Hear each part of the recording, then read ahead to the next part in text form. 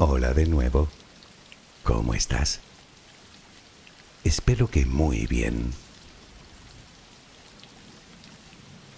Hoy seguiremos con la historia de uno de los imperios más importantes, poderosos e influyentes que la humanidad ha conocido, Roma. En el capítulo anterior repasamos los inicios de esta antigua civilización y vimos la etapa monárquica, comenzando con el que supuestamente fuera su fundador, Rómulo, seguido de 6 reyes más. Luego se estableció la República.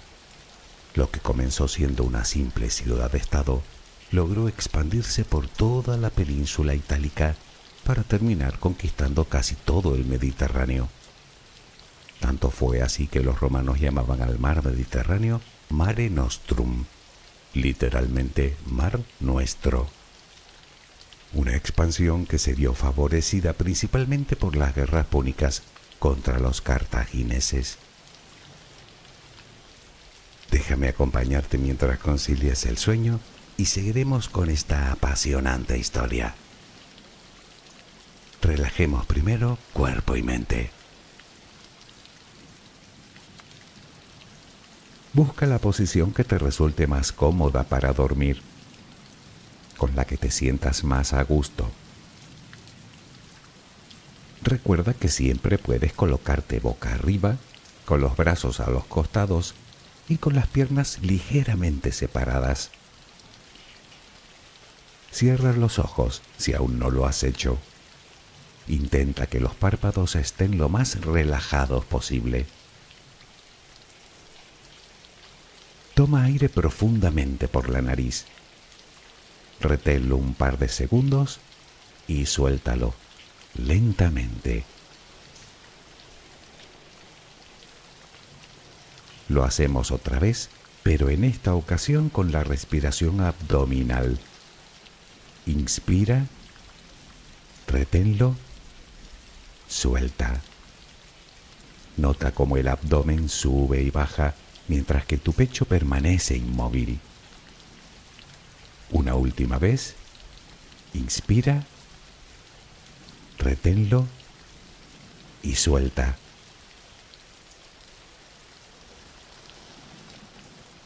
Ahora intenta visualizar el aire que inhalas como si fuera luz. Con cada inspiración entra un poco de luz en tu interior y con cada exhalación sale todo lo que intoxica tu vida, todo lo que contamina tu mente y tu espíritu. Inhalas luz, exhalas malos pensamientos, preocupaciones, estrés, ansiedad. Cada vez tu cuerpo se va inundando más y más de esa luz, blanca, serena, purificadora. Poco a poco cada rincón de tu interior se va iluminando hasta que te conviertes en luz. Todo tu cuerpo es luz. Continúa respirando normalmente, sin forzarlo, a tu propio ritmo. Inhalas luz, exhalas luz.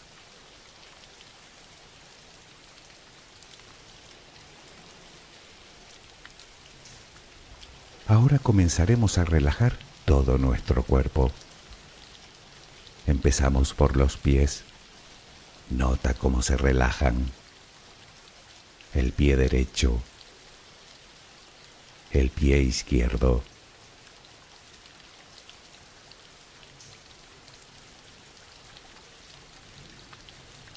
Centra tu atención ahora en las piernas.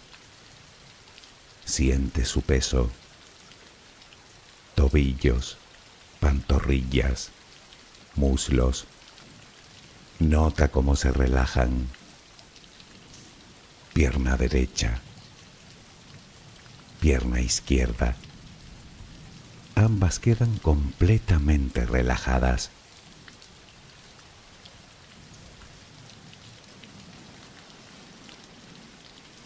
Toma conciencia de tu cadera.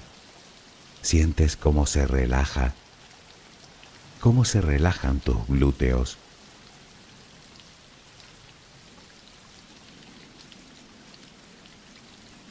Piensa ahora en tu abdomen, que sigue balanceándose con cada respiración.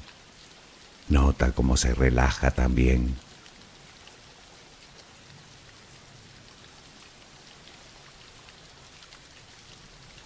Tu pecho, que permanece inmóvil, también se va relajando.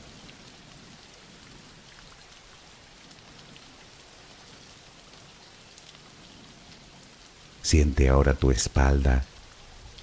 Sientes que cada vez pesa más y más. Desde la cadera hasta el cuello, todos los músculos de la espalda quedan completamente relajados. Notas como ya no hay tensión en ella.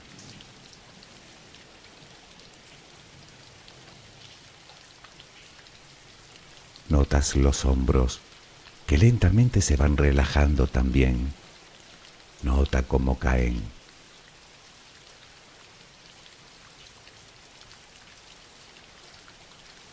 Presta atención ahora a los brazos. Tu brazo y antebrazo derecho. Tu mano derecha. Los dedos de esa mano. Todo queda relajado. Tu brazo y antebrazo izquierdo. Tu mano izquierda. Los dedos de esa mano. Notas el peso de ambas extremidades.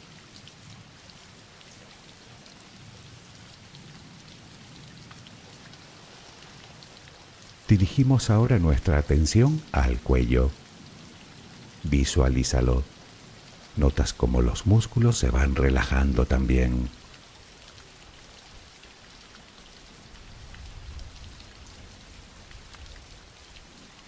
La mandíbula, las mejillas, los labios, la frente, el cuero cabelludo. Todo queda completamente relajado.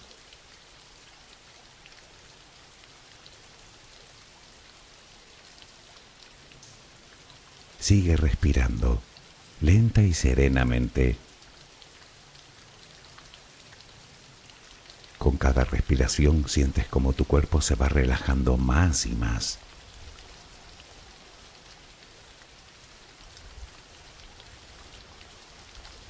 Siente cómo resplandeces de paz, de bondad, de gratitud, de calma, de compasión, de amor. Continúa respirando suavemente. Recuerda que ahora eres luz. Solo respira tranquilamente.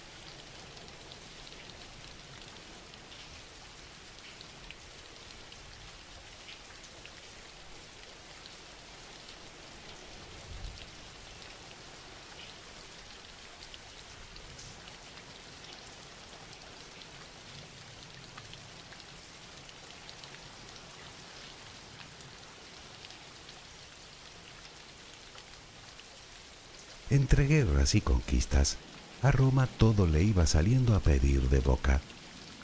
Atribuían su fuerza a los dioses. El pueblo obtenía alimentos gratuitos, gozaba de espectáculos nunca vistos y su economía no tenía parangón. Fueron años de expansión y riqueza. Y es que los romanos lo hacían todo diferente de como se venía haciendo. Por ejemplo, cuando se disponían a conquistar un territorio, no entraban por la fuerza directamente. Antes intentaban llegar a acuerdos políticos con el fin de no entrar en guerra y así anexionar el territorio a su imperio de forma pacífica. Eso sí, cuando las conversaciones fallaban, las temidas legiones romanas hacían su aparición y no dejaban títere con cabeza. Por esa razón, muchos territorios preferían no luchar y dejarse gobernar por Roma. Dicho con otras palabras, en general, cuando Roma ponía sus ojos en algún territorio, el mensaje que dejaba era cristalino. A partir de ahora vas a ser parte de Roma, por las buenas o por las malas.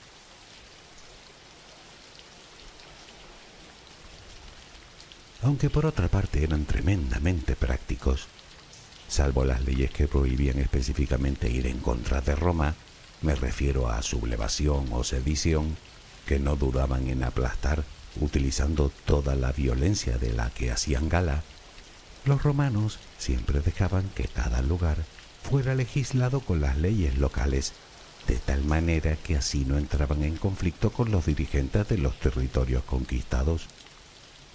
Y también es verdad que donde Roma llegaba, traía con ella la abundancia económica, pues no solo pasaba a ser parte de la red comercial del imperio, sino que levantaba grandes construcciones y carreteras, llevando además consigo su cultura y sus avances tecnológicos.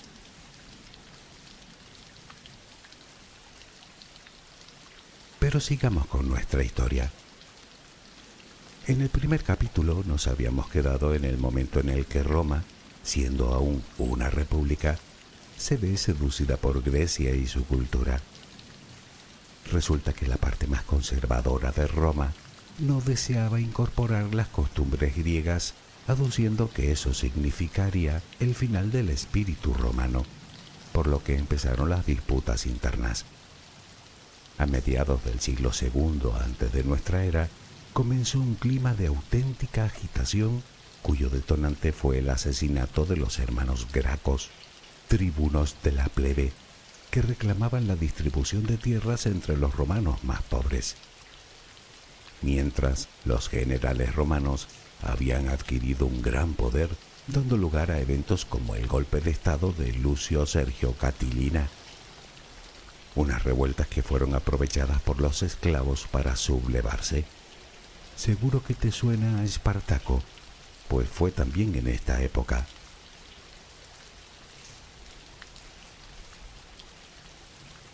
Entre tanto disturbio, 3 generales se unieron para tomar el mando, dando lugar al primer triunvirato: Pompeyo, Craso y el más famoso, el astuto Julio César, bajo cuyo mando se había conquistado la Galia, Alemania y habían llegado incluso a Britania.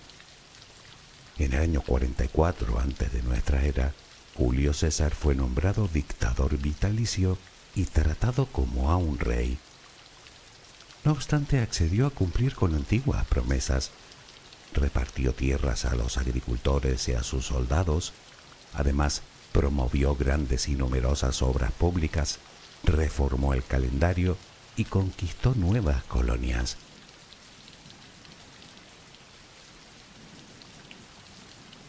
Sin embargo, si bien su fama perdura hasta nuestros días, su poder no duró mucho. En el mismo año, y tras haber conquistado el poder absoluto, fue asesinado en un complot ideado por Marco Junio Bruto. Pero Julio César, antes de morir, ya había designado su propio heredero, un tal Octavio. Este, sumado al célebre Marco Antonio, sí, el de Cleopatra, y a Lépido, crearon el segundo triunvirato. Pero tras una serie de batallas entre ellos por el poder, en el año 27 a.C., Octavio fue nombrado el primer emperador de Roma, bajo el nombre de Augusto. Comenzaba el Imperio Romano.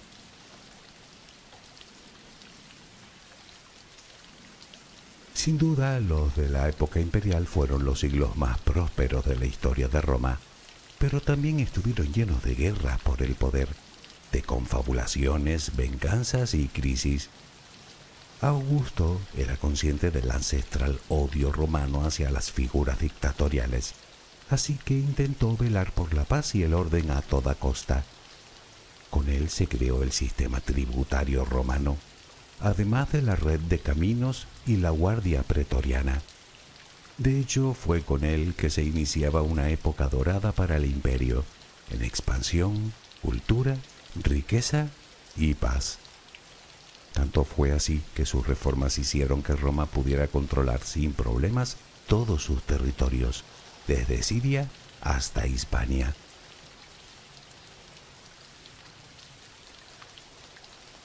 A su muerte le siguió su hijo adoptivo y uno de los emperadores más capaces e inteligentes de la historia de Roma, Tiberio. Por cierto, nada que ver con el siguiente, uno de los peores, Calígula, un tipo que hizo decapitar todas las estatuas de los dioses para colocar la suya en su lugar. Como era de esperar, no duró mucho tiempo en el trono. 4 años después de su ascenso, fue asesinado.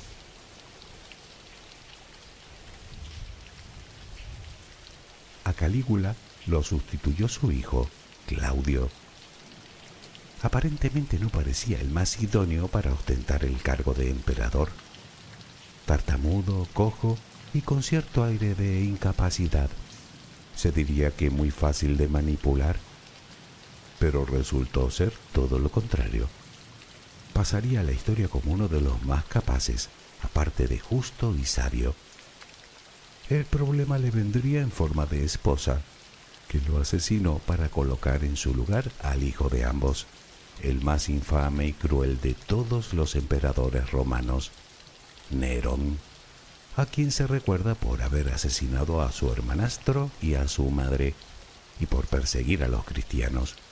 Incluso se le atribuye a él el gran incendio de Roma en julio del año 64 de nuestra era.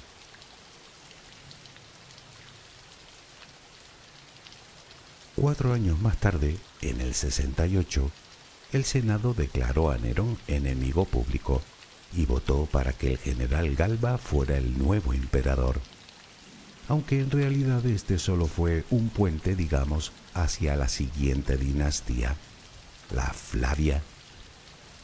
Nerón no dejó descendencia, así que de nuevo se abriría otra lucha por el poder. Todo un año duró la guerra civil, hasta que fue nombrado otro emperador, el general Vespasiano, el primero en llegar al trono apoyado por sus legiones. Sin embargo, no lo hizo del todo mal. Entre otras cosas, saneó las arcas del Estado, mermadas por los excesos de Nerón, y según parece gobernó con sabiduría.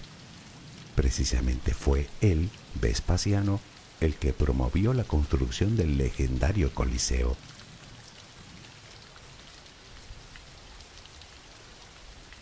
A su muerte el poder pasaría a manos de su hijo mayor, Tito, que había sido miembro de la Guardia Pretoriana. Fue un emperador que pasaría a la historia como un hombre querido y respetado. Se caracterizó por su generosidad con las víctimas de los desastres que asolaron el imperio, como la erupción del Vesubio o el incendio de Roma del año 80. Además, durante su reinado se terminó la construcción del Coliseo. Aunque su mandato sería breve, solo 2 años. A su muerte, el relevo lo tomaría su hermano, Domiciano. Lo contrario que Tito, cruel y despiadado. 16 años duraría su mandato, hasta que debido a su talante fue también asesinado.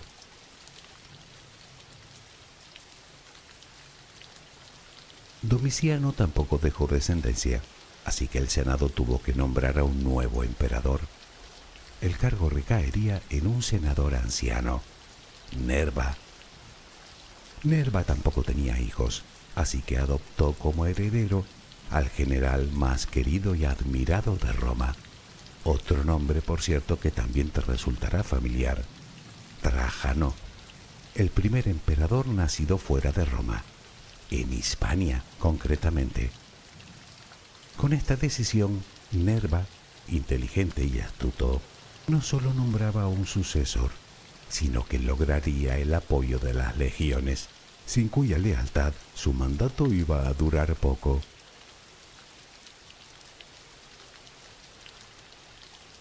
Con Trajano llegó la era más próspera y pacífica del imperio.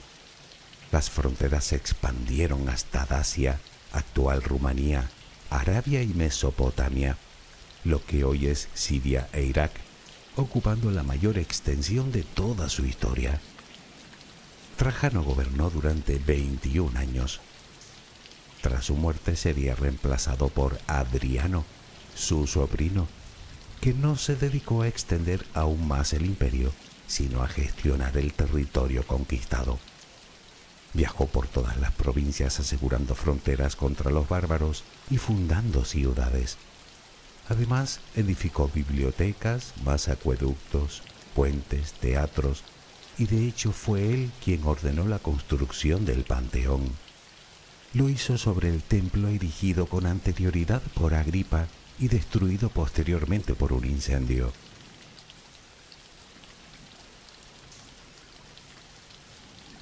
Tras la muerte de Adriano, sería Antonino Pío quien ocuparía su lugar, otro emperador que podría considerarse bueno y querido, que gobernó durante 23 años. Con estos tres últimos emperadores podemos hablar de la auténtica era dorada del Imperio Romano, llena de riqueza cultural, prosperidad y algo muy necesitado por los habitantes de Roma: paz. Se construyeron numerosas obras emblemáticas como acueductos, termas, nuevas calzadas o el mayor foro de toda Roma, conocido como el Foro de Trajano.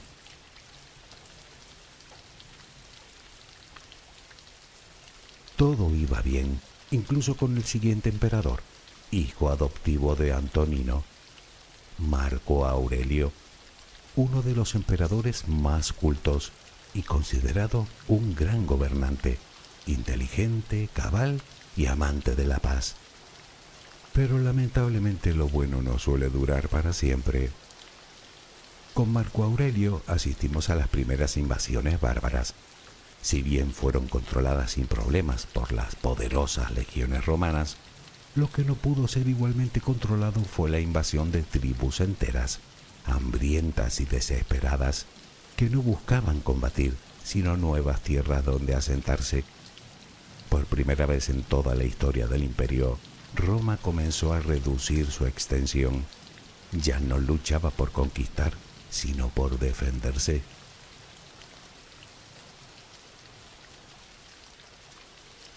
En el siguiente pasaje de la historia se inspira la película Gladiator, de Ridley Scott.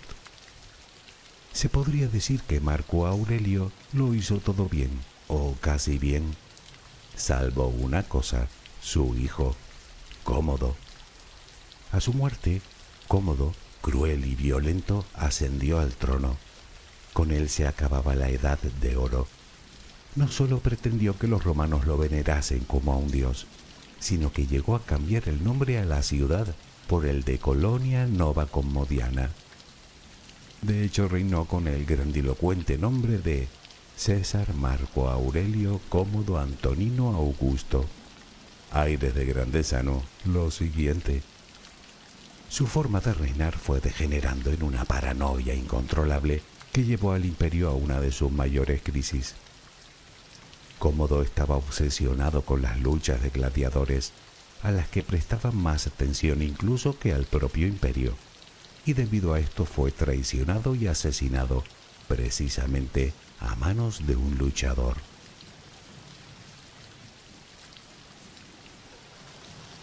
Las instituciones romanas habían quedado muy debilitadas con el reinado de Cómodo, incluido el Senado, que debido a sus luchas internas decidió dejar la responsabilidad de elegir a un nuevo emperador a los soldados. Así fue nombrado Séptimo Severo, el primer emperador proveniente del norte de África, que traería cierta estabilidad al imperio. aunque eso fue hasta que llegó su sucesor, Caracalla, otro hombre cruel y sanguinario. Este emperador pasó a la historia por conceder la ciudadanía a todos los habitantes del imperio. Eso ocurría en el 212. Su motivación no fue otra que la de aumentar el número de contribuyentes, pero esta decisión traería consecuencias. Si todos los habitantes del imperio eran romanos, Roma paulatinamente iría perdiendo importancia como centro del imperio. 5 años más tarde, en el 217, Caracalla, para variar, fue asesinado.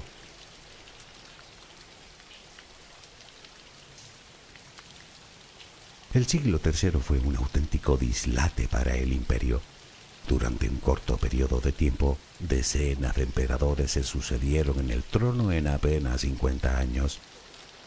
Los bárbaros acosaban las fronteras, la pobreza se adueñaba del pueblo y los generales iban librando guerra tras guerra, la mayoría de ellas sin sentido. El imperio poco a poco se desmoronaba, algo que aprovecharon muchos pueblos conquistados para levantarse en armas. Se necesitaba con urgencia ser rescatado por alguien que implantara algunas reformas que garantizaran su continuidad. Fue entonces cuando hace su aparición Diocleciano.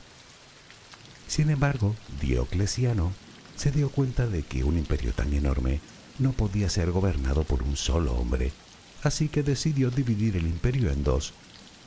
Diocleciano sería el emperador de la parte oriental del imperio, mientras que Maximiano gobernaría la parte occidental.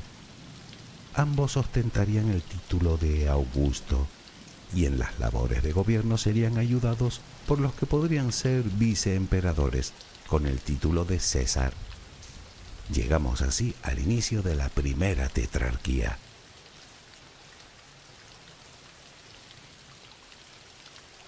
En el año 305, ambos Augustos, Diocleciano y Maximiano, renunciaron a sus cargos, de tal modo que los césares de ese momento subían al trono, Constancio y Galerio, que a su vez nombraron a nuevos césares.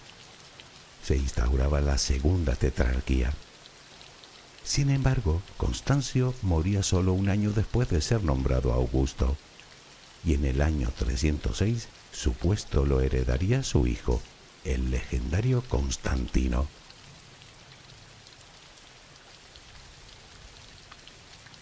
Constantino pasó 18 largos años luchando contra los otros 3 gobernantes romanos, sus rivales, para convertirse de nuevo en un único emperador del imperio. Y lo logró, reunificando una vez más el imperio. Sin embargo, sus decisiones lo cambiarían todo. Por un lado, fundaría la ciudad de Constantinopla, convirtiéndola en el centro del imperio. Por primera vez en toda su historia, Roma ya no sería la capital. Y por otra parte, declaró la libertad de culto, allanando el camino para la expansión del cristianismo.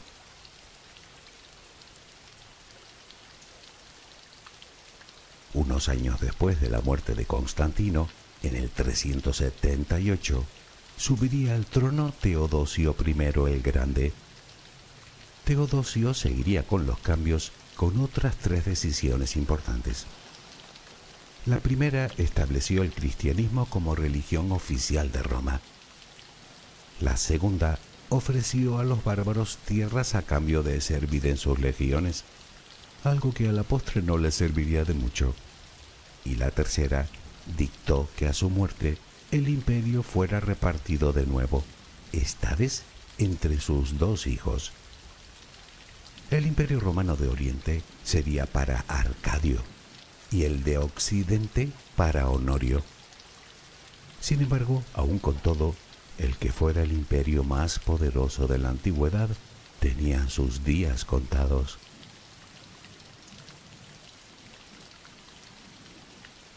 Como te decía, ofrecer alianza con los bárbaros no frenó las sucesivas invasiones. De hecho, en Occidente causaban verdaderos estragos. Tanto fue así que los dominios occidentales de Roma quedaron reducidos a Italia y a una pequeña zona de la Galia. Más tarde, en el 402, los godos llegaron a Italia. 8 años después, las tropas de Alarico llegaron hasta la mismísima Roma, saqueándola de arriba abajo. En el 475 llegó al trono Rómulo Augustulo.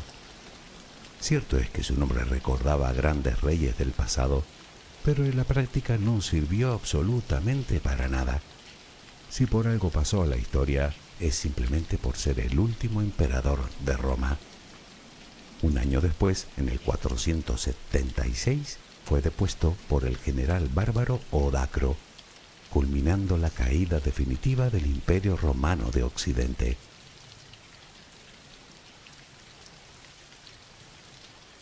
En cuanto al de Oriente, aguantó mucho más, aunque dejó de ser el Imperio Romano para ser el Imperio Bizantino, que sobrevivió hasta el año 1453 de nuestra era, cuando los turcos destronaron al último rey, Constantino XI. Pero esa es otra historia que quizá contemos en otra ocasión.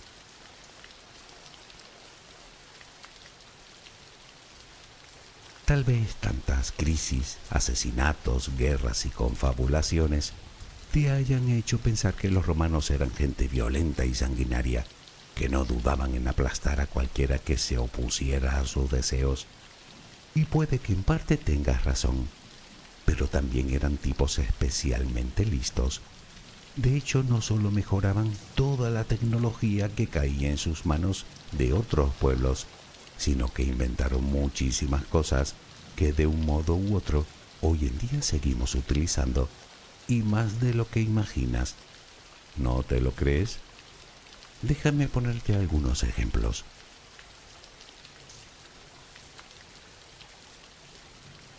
Los romanos inventaron el cemento, o el concreto, como prefieras llamarlo, un producto que literalmente define nuestro mundo en la actualidad. Además inventaron el arco romano. Piensa que hasta que ellos llegaron las construcciones no se sustentaban en arcos, sino por medio de dinteles. El arco posibilitó edificaciones vanguardistas con enormes espacios interiores. Inventaron el periódico, la encuadernación de libros, los acueductos, las carreteras y las autopistas, por cierto, muchas de ellas transitables en la actualidad.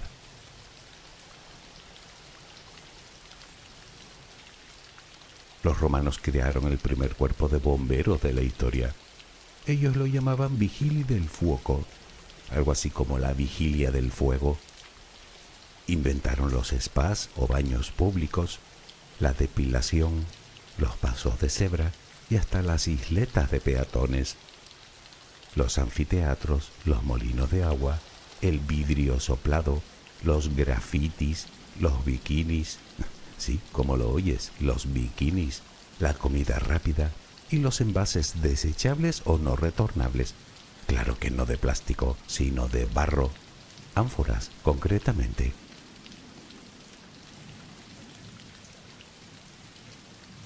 Los romanos inventaron los bloques de apartamentos de varios pisos en altura, que además contaban con agua corriente, el alcantarillado y la gestión sanitaria, la calefacción central, el servicio de mensajería, el primer programa de bienestar social, por medio del cual subvencionaban alimentos, educación y otros gastos para los más necesitados, y hasta diversos instrumentos de precisión que darían lugar a muchas herramientas quirúrgicas modernas.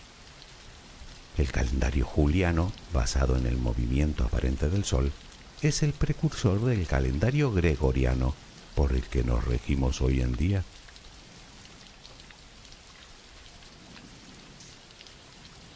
Ellos darían forma a las leyes de orden público y a las normas jurídicas, algo que en la actualidad se sigue estudiando en las universidades como derecho romano.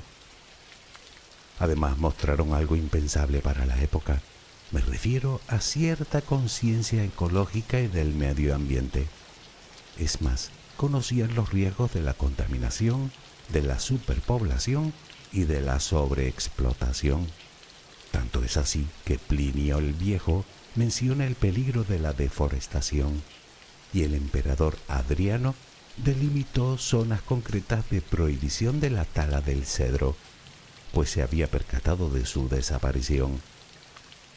Y todo esto sin mencionar que nuestro idioma procede del latín, y hasta su numeración parece ser que de origen etrusco se sigue utilizando en el mundo entero.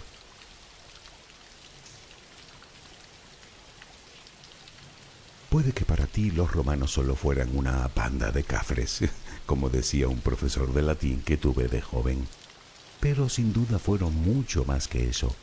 Eran listos, ingeniosos y eminentemente prácticos. Como ves, su historia es una historia larga y compleja, llena de altibajos, con épocas de paz y de prosperidad, pero también con épocas turbulentas, llenas de crueldad y tiranía, plagadas de guerras internas, de traiciones y de venganzas. Una historia sin duda apasionante, al menos desde mi punto de vista, que he pretendido resumir, no sé si con mucho o poco acierto. Eso mejor te lo dejo a tu criterio. Espero que mañana tengas una maravillosa jornada. Que descanses. Buenas noches.